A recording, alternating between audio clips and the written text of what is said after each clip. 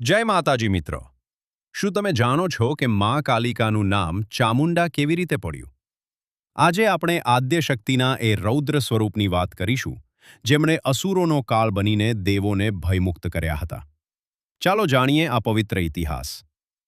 વાત છે એ સમયની, જ્યારે શુંભ અને નિશુંભ નામના અસુરોએ પૃથ્વી અને સ્વર્ગમાં હાહાકાર મચાવ્યો હતો. તેમના બે ક્રૂર સેનાપતિ હતા, ચંડ અને મુંડ.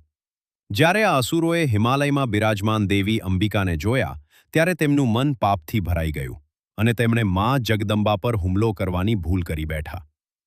અસુરોની આ ઉદ્ધતાઈ જોઈને જગતજનની મા અંબિકા અત્યંત ક્રોધિત થયા. ક્રોધની જ્વાળા એટલી તીવ્ર હતી કે તેમનું મુખ શ્યામ પડી ગયું અને એ જ ક્ષણે માતાજીના લલાટમાંથી પ્રગટ થયા મા કાલિકા. ગળામાં મુંડમાળા, હાથમાં ધારદાર ખડગ અને સાક્ષાત કાળનું સ્વરૂપ. રણમેદાનમાં મા કાલિકાએ એવી ભયાનક ગર્જના કરી કે દિશાઓ ધ્રુજી ઉઠી.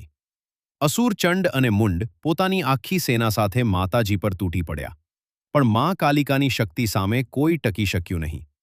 પળવારમાં જ માએ ચંડનું મસ્તક ધડથી અલગ કરી દીધું અને મુંડને પણ જમીનદોસ્ત કરી નાખ્યો.